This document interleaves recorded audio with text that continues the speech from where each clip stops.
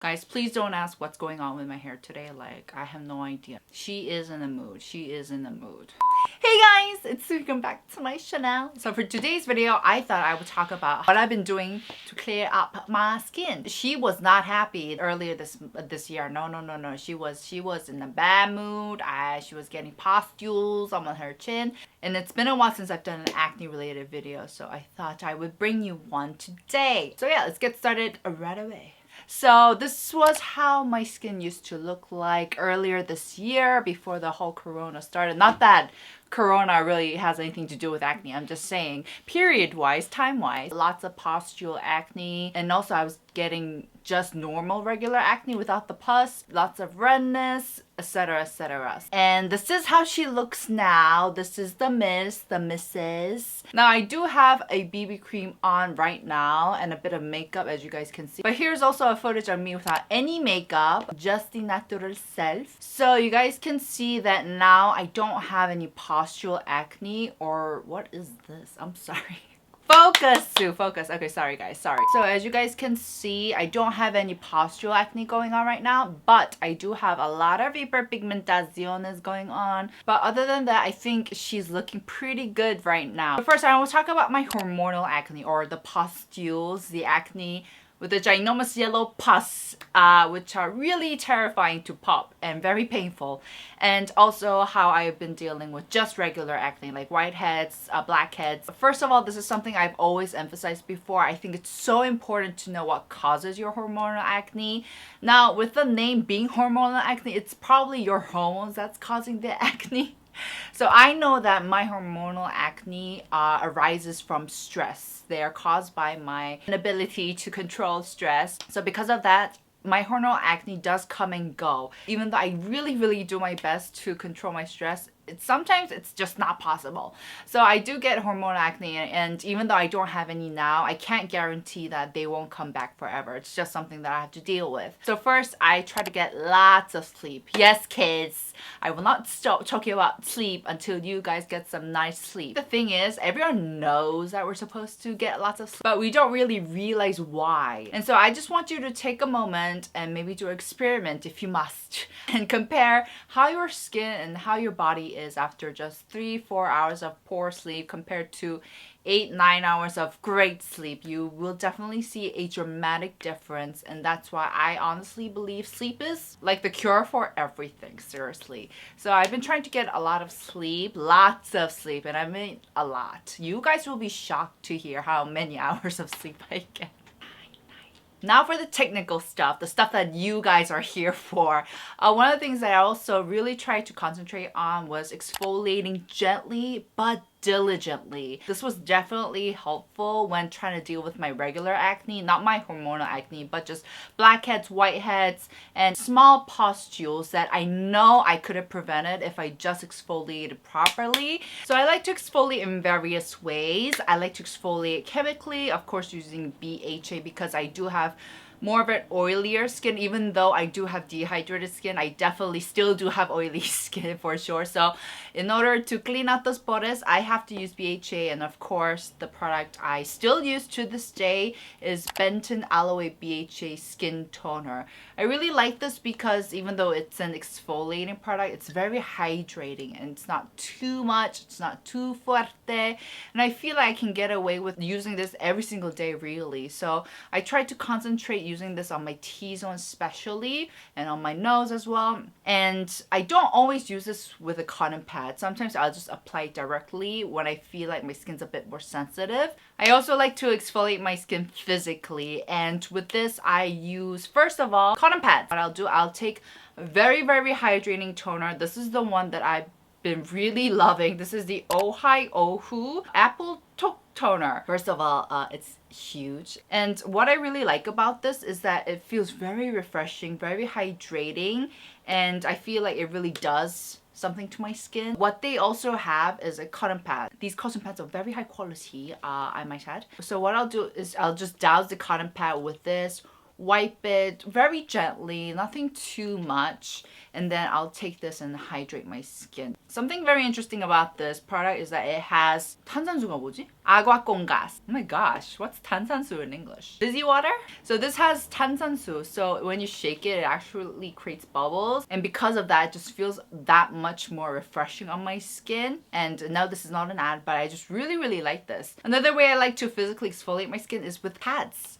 This is the only pad I am using right now. This is the Bellamonster Sensitive Care Solution Pad, and I've mentioned this a gazillion times. I love it because the pad quality is very good, and it's so gentle, feels super smooth on your skin. So even if you have sensitive skin, I think you can still get away with using this. Like most regular pads, this has two sides. One side is a very smooth side, the other one has kind of a bumpy textured part, and with that part I like to exfoliate my T-zone very gently as well. Oh, I've mentioned this so many times. I feel like you guys know like how great this is already, so definitely check this out if you are looking out for a great gentle pad with very high quality and yet very affordable. Now the Foreo cleansing Luna 2 Mini, I always forget the name of this. I also like to use this to, hey, I match with the cleanser. This is so cute. Anyway, sorry guys. I also do use this to physically exfoliate my skin. Now, I did say that I don't think it's worth the hype, to be honest, but it is something that I do use in my routine. And I think compared to other physical devices to cleanse and physically exfoliate your skin, this has got to be one of the more gentle options. It feels very soft on your skin. So with all these different ways to exfoliate, I definitely rely on maybe 3 ways to exfoliate a week. Like I said, it's all about exfoliating your skin gently but diligently. So you just don't want to exfoliate once and forget about your skin. For me especially, because those dead cells definitely contribute to forming acne. Another thing that I've been doing is to cleanse more thoroughly. Now, I am pretty good when it comes to cleansing. I always cleanse at the end of the day. I never go to sleep with my makeup on. But I've noticed that there are some parts on my face, for some reason, I get acne. And that is around the corners of my lips or my mouth. And I've just noticed that I have a lot of whiteheads here. Am I the only one who gets that? Like, seriously, please, if you also have that, let me know, because it feels so weird. So I've been cleansing this area really thoroughly as well. I don't exert too much pressure, but I do take a bit more time to roll around the mouth. And also, of course, when I rinse out, I make sure to rinse out really well so I'm not leaving any residue behind. The second problem with the concern that I focused on was definitely hyperpigmentation. I had a lot of hyperpigmentation then, and I still have a lot now. Now, when it comes to hyperpigmentations, I think a lot of factors are involved when you're trying to take care of them, obviously. First of all, you need to pop the pimple the right way to definitely prevent any more darkening of the hyperpigmentation. If you have acne-prone skin, you probably know that the more herida, like the more damage you do while popping your pimple, the darker the hyperpigmentation results. So, like I said, this big ass hyperpigmentation here, it was a result of 3 or 4 clustered acne, and because of that, it was so hard to pop them, and I think I had to pop it like 3 times in total, like repeatedly, because they just wouldn't come out. So I did a lot of damage, and I did so much damage that it actually became a scab when I was done popping them. So make sure to pop your pimple the right way. One thing that really helped out a lot when popping the pimples are these needles. In Korea, you can get them at a pharmacy, and these are basically one-time use needles. I believe they were originally made for people who had diabetes and they need to like test out their blood and stuff. But I've noticed that a lot of people with acne still also use this to help them to pop those pimples, and I've started using them. It's very sterile, hygienic, and once you've used it, you can throw it away. Now, it's a lot harder than it looks, definitely. For me, when I first started using them, I had to kind of poke around a bit to find that right sweet spot. But this definitely did help, because before I think I used to just exert force to force all of that gunk out, but with this I'm basically creating a pathway, so it's a lot easier for me to pop those pimples. Oh, and by the way guys, these hurt like F. I mean, I do have like 0 tolerance for pain, but these hurt a lot more than they look. So yeah. And of course, after I pop the pimple, I really do my best to make sure that they stay hygienic. If I'm going out after I pop my pimple, I will put on an acne patch because outside it's not so pretty, right? It's not very clean. But when I'm in my house, I kind of let the scar be and I let my skin heal by itself. Now for the aftermath and how I deal with the hyperpigmentations after it has formed is, first of all, sunscreens. I am very diligent with my sun creams. I apply them every single day, even though I'm just at my house because hello windows, like sun rays can come through them. So these two are my current favorite ones. I just uploaded a huge ass review reviewing a lot of the new releases that brands have come out with, and my two favorite ones are these. First, the 닥터디퍼런트 Double Defense Sunblock. This is a physical sunscreen. And then the WELLAGE Hypertoning Sun AMPOULE. Both are delicious, great spreadability. Is that even a word? Blendability. This one, the physical sunscreen does have a bit of white cast, but it still blends out super nicely. Feels awesome on the skin. And of course the WELLAGE one. This one is a bit more hydrating, so I do recommend this if you have more of a drier skin type. Ugh, it's so light as well. I feel like even if you have oily skin, you might really like this. It really does remind me of a very lighter, thinner version of the Dear Claire Soft UV Area Essence. I use them every day, so definitely check these out and check out my review if you are curious to see what's on the market. And also I use a lot of products with ingredients that help with brightening, vitamin C, niacinamide mainly. So of course the Iope The Vitamin C23. I've mentioned this in a couple of videos now, so it should be familiar if you've been diligent with my videos. But basically this is a teeny tiny product with 23% of L-ascorbic acid, and it's fuerte. It's really strong.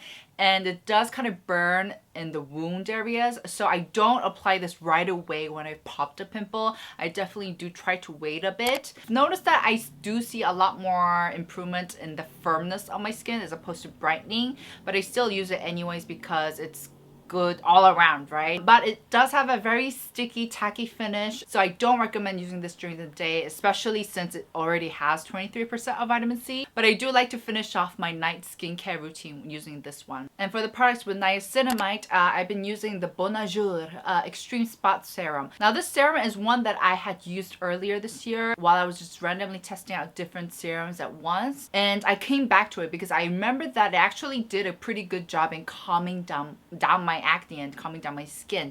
So this has 73% of Centella asiatica ingredient, and it also has snail mucin extract.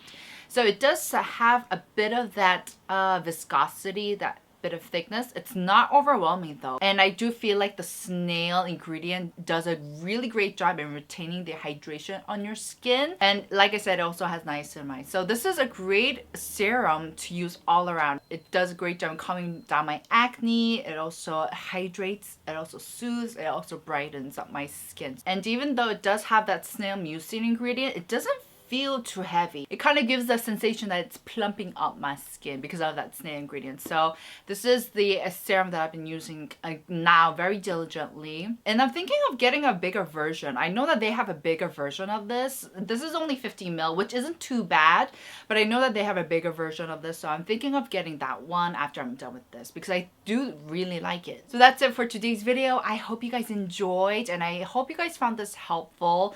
I know that acne can be such a pain in the butt, but I'm very happy in the direction my skin is going right now, and I plan to keep it this way. Please make sure to give this a like, and I'll see you guys in my next. Ciao!